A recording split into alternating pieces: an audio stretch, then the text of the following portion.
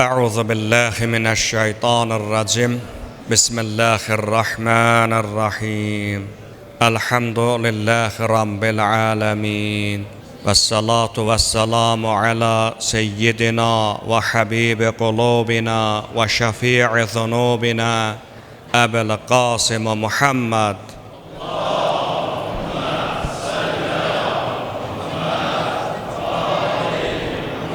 وعلى أهل بيته الطيبين الطاهرين المعصومين المنتجبين فلعنة الله على أعدائهم ومنكر فضائلهم أجمعين من الآن إلى يوم الدين. أما بعد، قال الحكيم في كتابه محكم الكريم: بسم الله الرحمن الرحيم في بيوت أذن الله أن ترفع ويذكر فيها اسمه. صدق الله العلي العظيم. والسلام عليكم ورحمة الله وبركاته. Əziz və hörmətli möminlər, bugün həm cümə günü və həm də 8-ci imamımız İmam Rıza əleyhissalamın mübarək təvəllüd günüdür. Hər iki müqəddəs gün münasibəti ilə sizin hər birinizi təbrik edirəm. Elə bugünkü söhbətimizi də İmam Rıza əleyhissalamın həyatı, fəaliyyəti, fəzilətləri, o həzrətin ziyarət edilməsinin dünya və axirət faydaları haqqında danışacağıq. Bu mövzu illər öncə tərəfimizdən geniş şəkildə tədqiq edilmiş, İmam əleyhissalamın həyatı və fəaliyyətinin bütün istiqamətləri bu kitabda geniş şəkildə araşdırılmışdır. İmam Rıza əleyhissalam Əhl-i Beyt imamları arasında nadir imamlarımızdan biridir. Əlbəttə, sual oluna bilər ki, imamlarımızın hamısı məsum, hamısının elmi lədunnidir. Bəs necə olur ki, bəzi imamlarımız bəzi işlərinə görə xüsusiyyət kəsb edirlər. Onların ismi İslam tarixində xüsusi olaraq yad edilməkdədir. İmam Rıza əleyhissalamın dövrünün xarakteristikasına baxdıqda biz görürük ki, həqiqətən də İmam Rıza əleyhissalam olmasaydı, o həzrətin siyasəti, o həzrətin nüfuzu, o həzrətin necə deyərlər, o münazirələrdəki, indiki dillə desək, o debatlardakı iştirakı olmasaydı, bu günləri Əhl-i Beyt məktəbindən söhbət gedə bilməzdi. Əli əleyhissalam öz həyatı boyu, ondan sonra İmam Həsən əleyhissalam, hansı ki o sülh müqaviləsini imzaladı, ondan sonraki mərhələdə İmam Hüseyn əleyhissalamın Kərbəla müsibəti Əhl-i Beyt məktəbində hansı rolu oynayıbsa, onlardan mən deyərdim ki, daha artığını İmam Rıza əleyhissalamın müxtəlif istiqamətlərdə həm imamət məsələsinin isbatı, həm iqtisadi, həm də onun bəzi dini islahatları, necə deyərlər, çox böyük dəyərə sahibdir. Hətta o həzrətin gördüyü işlər olmasaydı, o adını çəkdiyimiz imamların o fəaliyyətləri bada veriləcəkdir. Çünki Əbbasilərin və xüsusi ilə də Məmun Əbbasinin 20 illik fəaliyyəti dövründə Əhl-i Beyt məktəbinə qarşı elə siyasət yürüdülmüşdür ki, hətta Əhl-i Beyt məktəbinə mənsub olan sadə bəzi insanlar belə xəlifəni həqiqi Peyğəmbər xəlifəsi kimi qəbul etmişdilər. İmam Rıza əleyhissalamın apardığı fəaliyyət o üstünə bərbəzəy çəkilmiş işin altında nələr yatıbdır, onların hamısını o həzrət üzə çıxardı. Xutbəmiz boyunca biz bəzi məsələlərə əlbəttə ki, toxunacağıq. İmam Rıza əleyhissalam bildiyiniz kimi İmam Musa-i Kazım əleyhissalamın oğludur. Əhl-i Beytin 8-ci imamıdır. Miladi tarixlə 776 və ya 78-ci ildə Mədinə-i Münəvvərə şəhərində mübarək bir ailədə dünyaya gəlmişdir. Miladi tarixlə 818-ci ildə xəlifə Məmun Əbbasinin dövründə və o şəxsin xüsusi göstərişi ilə şəhadət şərbətini içmişdir. İmam əleyhissalamın yaşadığı dövr artıq yəqin ki, sizin gözünüzdə canlandı. Tarixdən xəbəri olanlar bilirlər ki, İmam əleyhissalamın həyatının birinci dövrü təsadüf edir Abbasi xəlifəsi Harun Ər-Rəşidin dövrünə. Təqribən 24 illik hakimiyyəti dövründə Əhl-i Beyt məktəbinə ən çox zülm etmiş xəlifələrdən biridir. İmam Musa-i Kazım əleyhissalamı 17 il xilafətin ən ağır Bəsrə, Bağdad zindanlarında həbsdə saxlamış və nəhayət İmam Musa-i Kazım əleyhissalamı zəhərlə şəhadətə çatdırmışdır. Ondan sonraki dövr 809-cu ildə Harun Ər-Rəşid ölür, oğlu Əmin hakimiyyətə təyin edilir.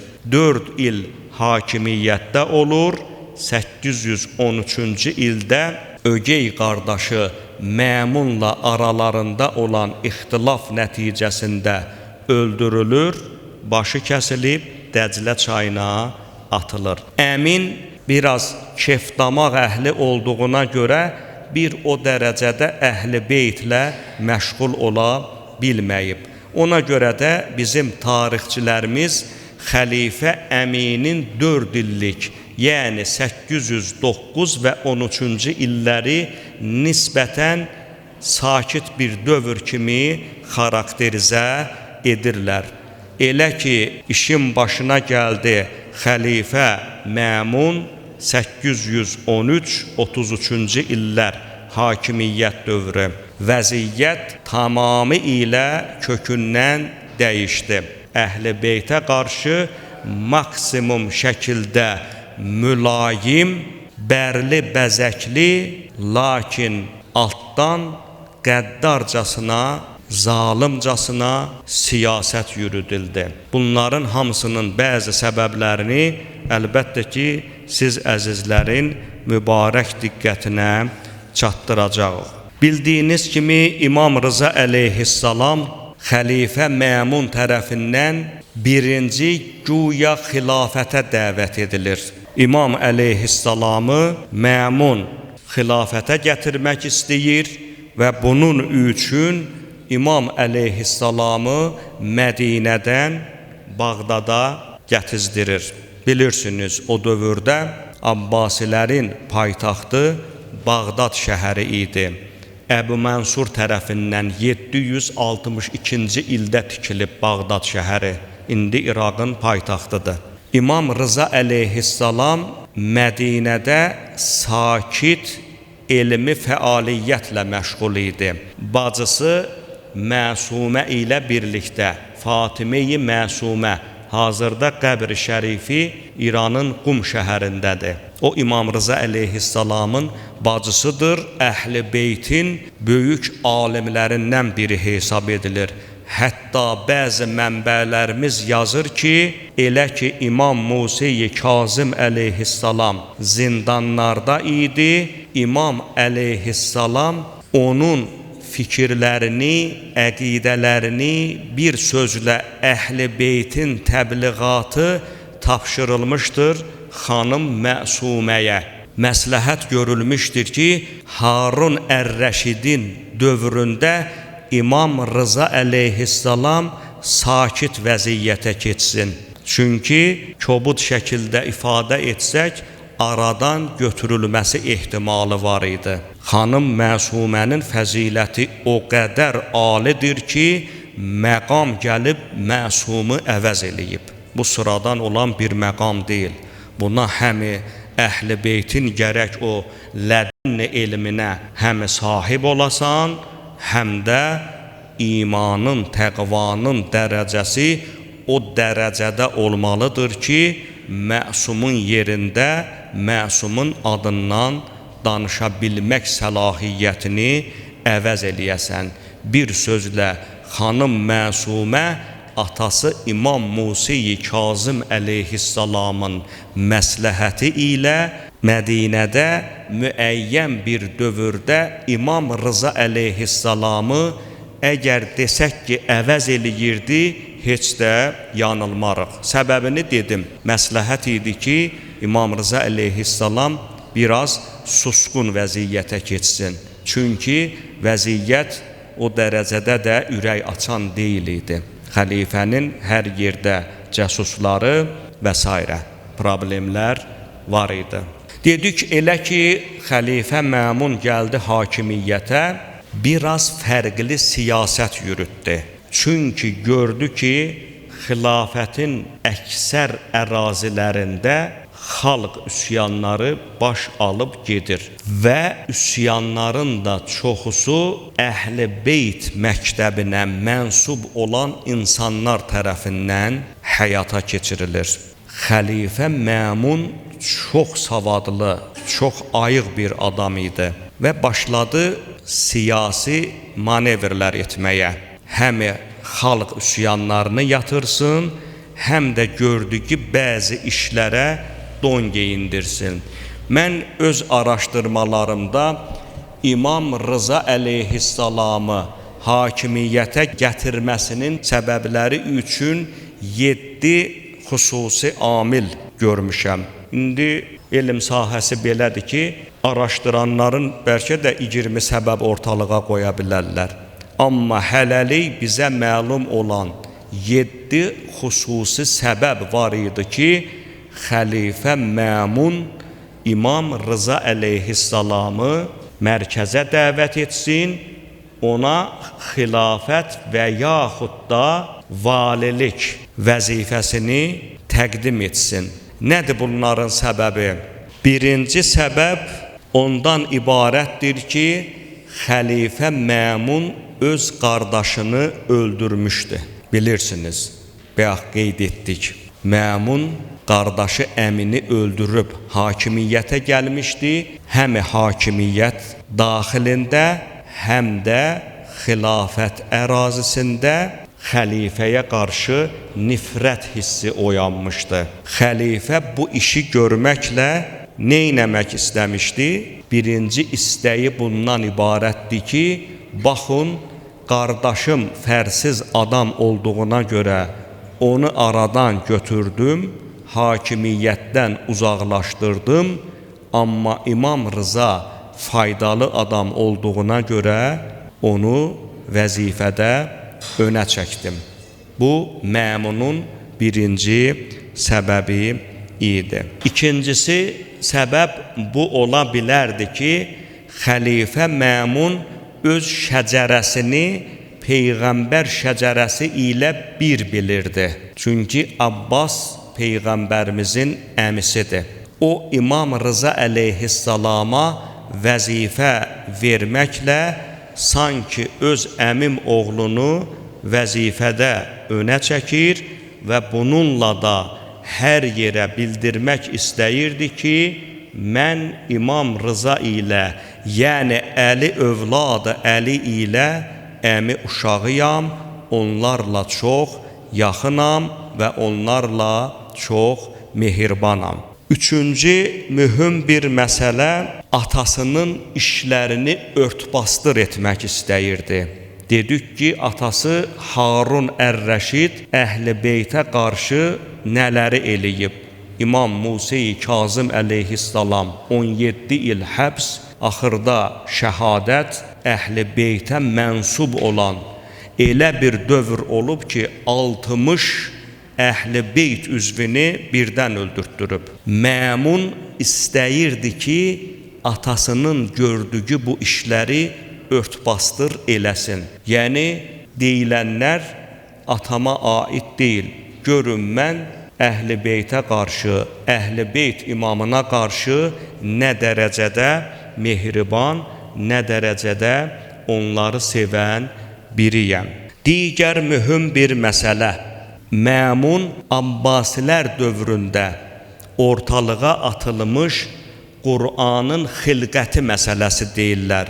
Öz əqidəsinə don geyindirmək üçün İmam Rıza əleyhissalamı öz sarayına çəkir və öz əqidəsini imamın vasitəsi ilə istəyirdi ki, xalqa sırısın, xalqa təbliğ eləsin.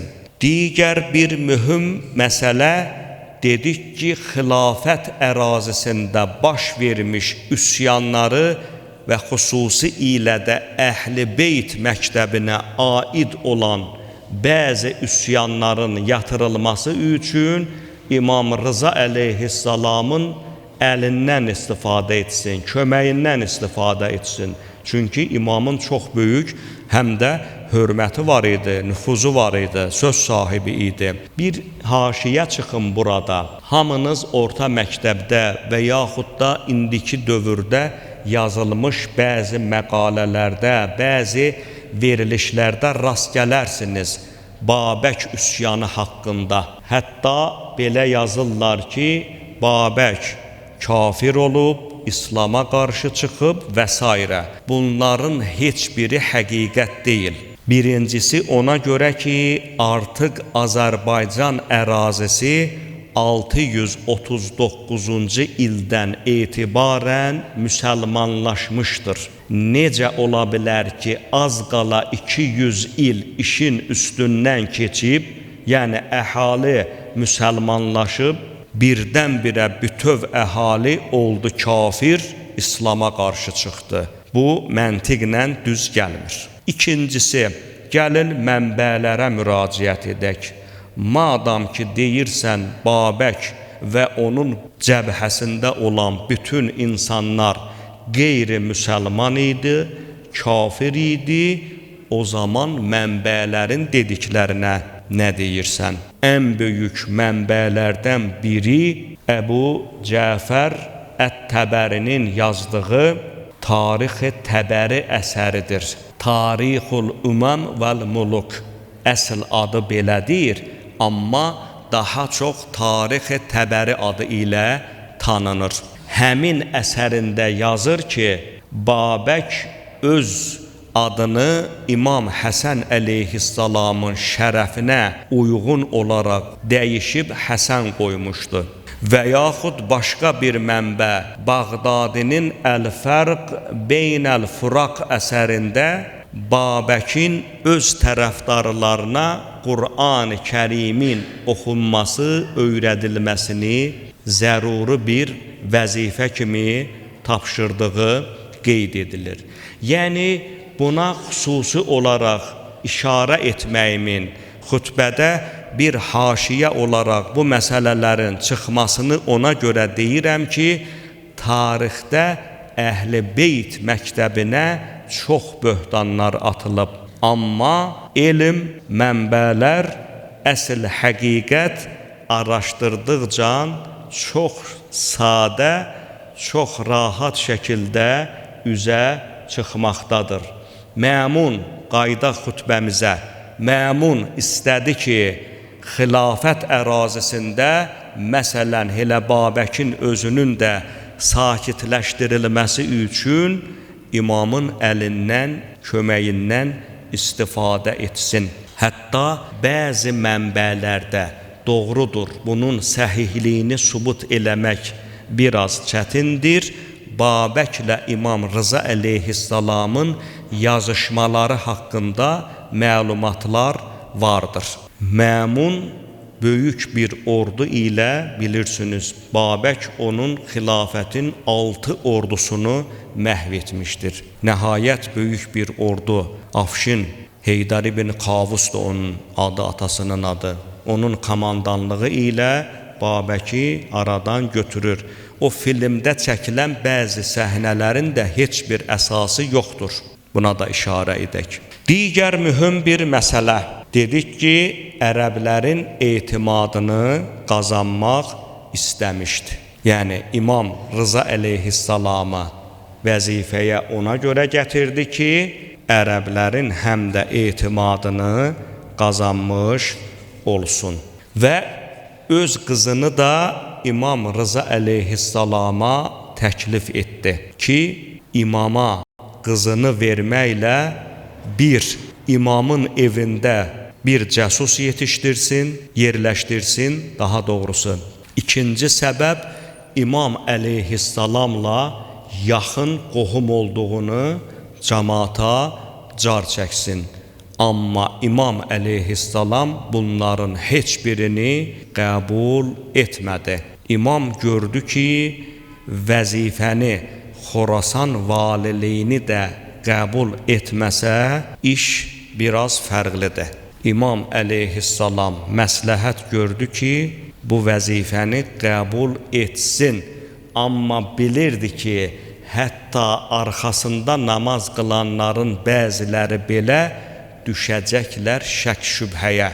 Necə ki, Süffeyində Həzrət Əli ilə birlikdə qılınc çəkənlər qarşı tərəf ki, nizəyə Qur'anı taxdılar, bu dəstə dərhal yolun azdı və ya İmam Həsən əleyhissalam ki, sülhə getdi, bəziləri gəldilər, imamı üzünə təhqir etdilər. Sən kiminlə sülhə gedirsən? Amma sülhün mahiyyətini başa düşmürdülər. Eləcə də İmam Rıza əleyhissalamın çevrəsində olan bəziləri imamın Xorasan valiliyini qəbul etməsinin səbəbini anlamadılar. İmamın cərgəsindən, imamın cəbhəsindən uzaqlaşıb aradan çıxdılar. İmam əleyhissalam bu vəzifəni öz öhdəsinə götürməklə dedik ki, Əhl-i Beyt məktəbində bir sütun imama çevrildi. İmam Əli əleyhissalam, İmam Həsən əleyhissalam, İmam Hüseyn əleyhissalam və nəhayət İmam Rıza əleyhissalam Əhl-i Beyt məktəbində sütun imamlardır. Yəni, onların biri olmasa, o birisilər də olmayacaq. Çünki onların dövründə gedən ictimai, siyasi proseslər elə bir səviyyədə idi ki, Allah indi əzəldən onların taleyinə yazıb da bu məsələni. İmamlarımızın o rolu olmasaydı, İmam Rıza əleyhissalamın o siyasəti olmasaydı, hamımız bəlkə də 8-ci imam kimi biraz mübaliğəli deyirəm, məmunu belə imam vəzifəsində biləcək, başa düşəcəkdik, mübaliğəli dedim. Ona görə də məsumun hərəkəti gərək istisnasız qəbul edilə. Ayə nə buyurur? Allah və onun Rəsulu sizə bir şeyi əmr etdiyi zaman möminlərə ixtiyar verilmir ki, seçim etsinlər. Niyə? Çünki məsumun elmi lədünnidir. Allah tərəfindən verilib ona. O bilir işin altında nə var. O bilir qarşı tərəfin qəlbində nə var. Ona görə də möminlərə seçim imkanı vermir ki, Peyğəmbər və ya imam deyirsə belə edək, daha sənə söz verilmir. Yox, elə etməyək, belə edək deməyə bizim ixtiyarımız yoxdur. Başa düşməyənlər əfsuslar olsun ki, zaman-zaman imamlarımızın çevrəsindən uzaqlaşıb aradan çıxdılar. Dedik ki, İmam Rıza əleyhissalamın dövründə Xorasan valiliyini götürməyə məcbur oldu. Lakin bir neçə şərtlə. İmam da dedi, əgər bu şərti qəbul eləsən, mən də Xorasan valiliyini qəbul eləyəcəm. Nədir şərtün? İmam əleyhissalamın birinci və əsas şərti bu oldu. Dedi, sənin heç bir iclasında iştirak eləməyəcəm. Vəzir vüzəra ilə nə iclas keçirəcəksən, nə məsləhətləşmələr aparacaqsan, məni narahat etməyəcəksiniz. İkinci şərtim bundan ibarətdir ki, heç bir sənədə imza atmayacağam. Məmun gördü ki, əgər o şərtləri qəbul eləməsə, İmam əleyhissalam canının bahasına da olmuş olsa, bu işdən uzaqlaşacaq. Məmun nəhayət qəbul eylədi və İmam əleyhissalam da ömrünün sonunadək o şərtlərə sadiq qaldı. Bəs İmam əleyhissalama bu vəzifə veriləndən sonra İmam əleyhissalam nə işləri görə bildi? Qısa şəkildə, mən kitabda geniş araşdırmışam, qısa şəkildə bəzi mətləblərə işarə edək.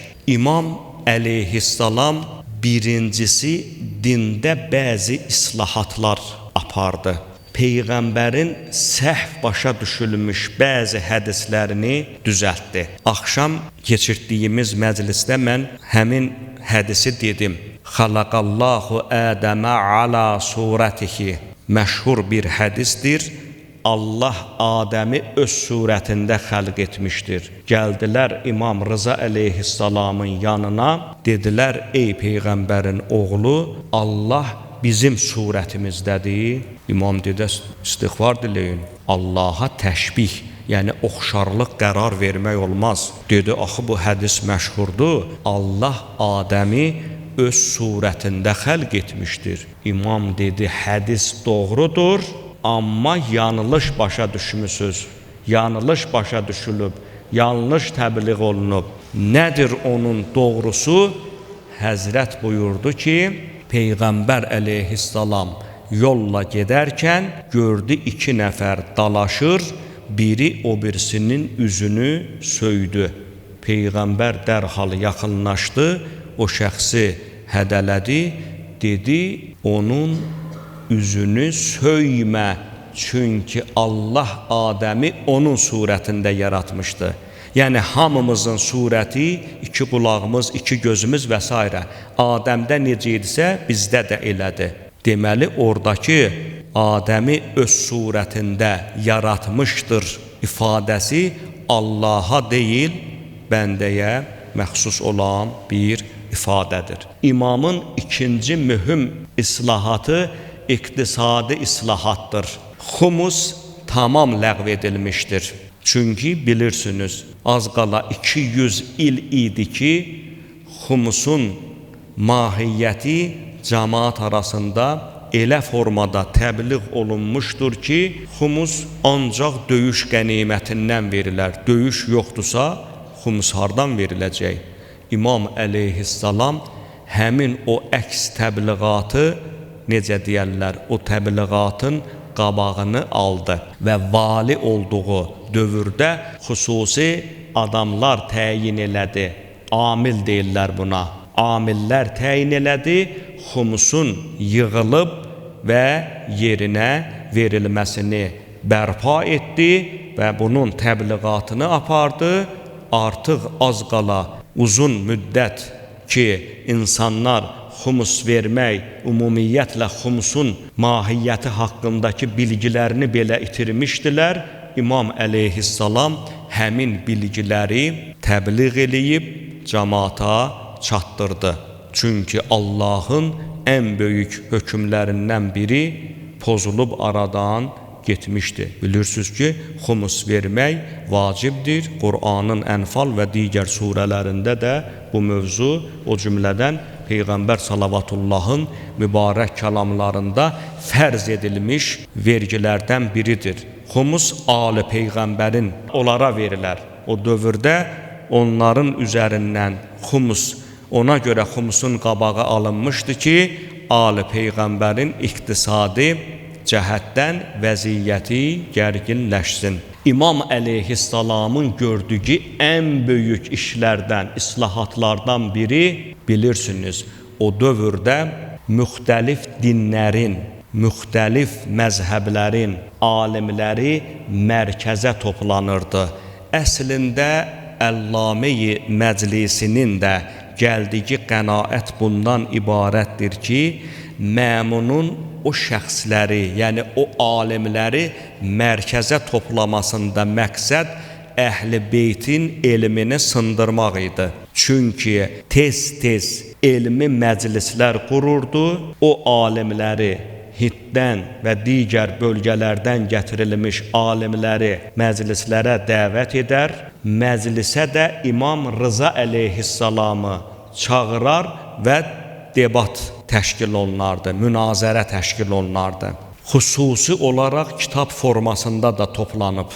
Mən bir qism oradan burada yaza bilmişəm, verə bilmişəm. İmam əleyhissalam kiminlə hansı münazirəyə giribsə, mütləq öz qalibiyyətini isbat eləyib. Bu, bütün mənbələrdə öz əksini tapmış bir aksiyoma deyək, bir dəlildir. Bunun heç bir ixtilafı yoxdur. Bütün mənbələr İmam Rıza əleyhissalamın bütün münazirələrdə, hətta mənbələr yazırlar ki, İmam əleyhissalam bir gün məclisə dəvət aldı, Həzrət məclisə təşrif buyurdu, ona göstəriş verildi ki, sənin üçün filan yer təşkil olunub. İmam əleyhissalam çıxdı həmin onun üçün nəzərdə tutulmuş kürsüyə, gördü bununla üzbəüz müxtəlif dinlərin alimləri toplaşıblar.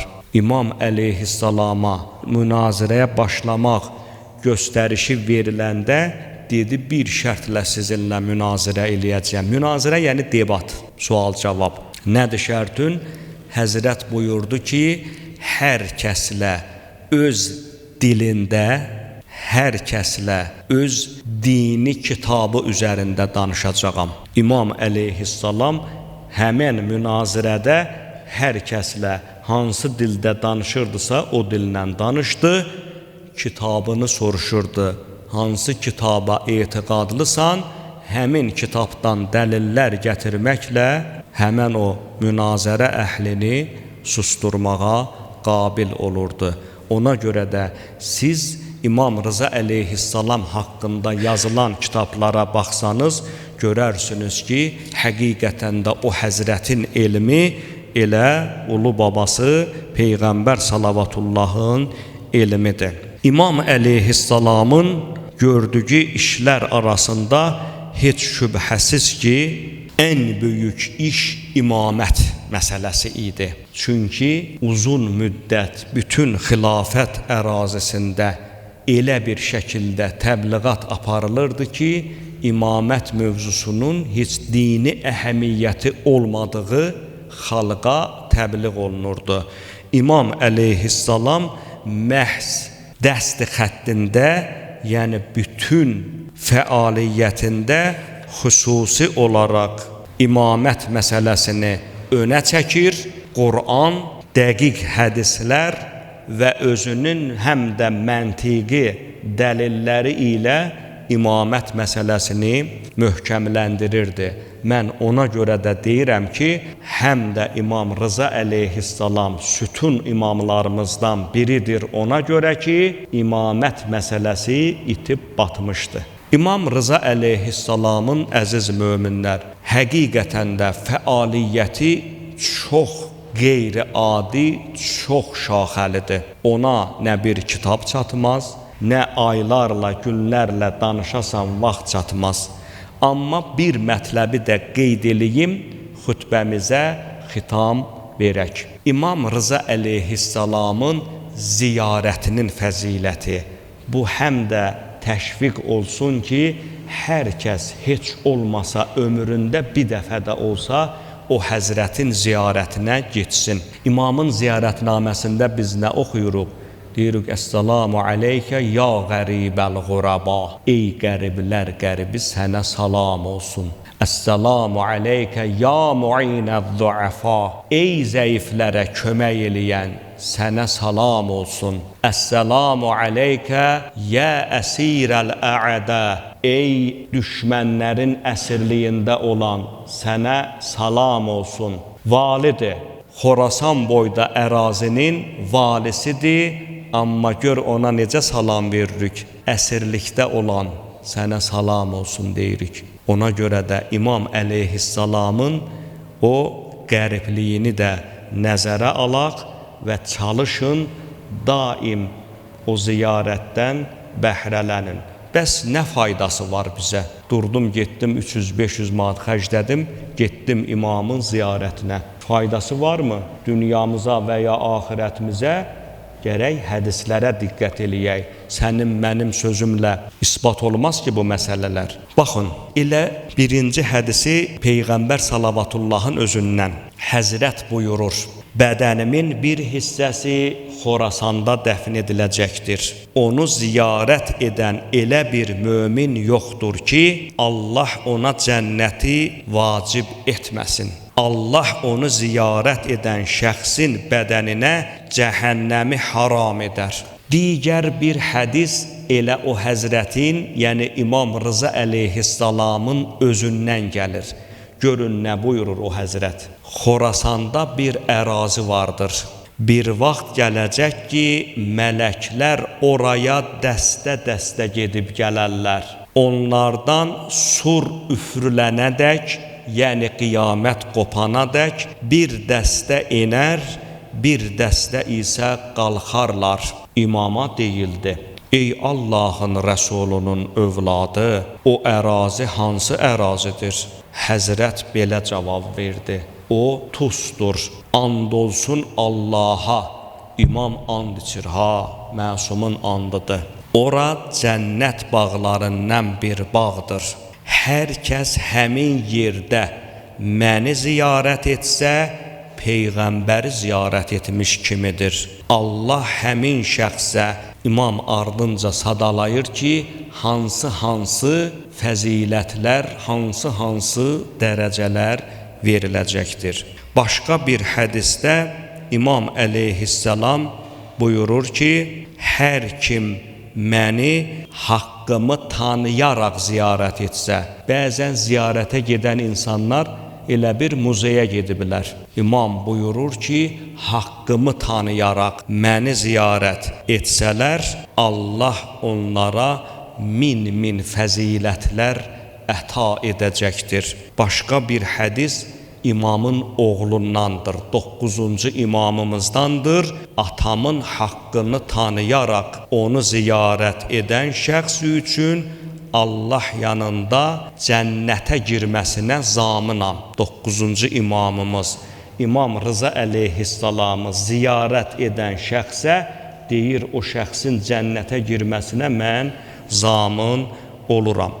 Əlbəttə ki, o həzrətin ziyarətinin savabları istər dünya baxımından, dünyəvi, istərsə də uxrəvi, yəni axirət baxımından həddindən artıq çoxdur. Onların bir hissəsini uca Allahın inayəti ilə biz bu kitabda toplaya bilmişik. Uca Allahı an verək, o imamın fəzilətinə, o imamın məqamına xatir dünyada bizi o həzrətin ziyarətindən binəsib etməsin. Uca Allahı an verək, o həzrətin məqamına xatir dünyada bizi əhl-i beytin məhəbbətindən, axirətdə isə şəfaətindən binəsib etməsin. Vəssalamu aleykum və rəhmətullahi və bərəkatuh. İmamın mübarək, müqəddəs ruhuna ucalı bir salavat zikr edək. Allahümmə salli ala Muhammed və ali Muhammed və accil fərəcə.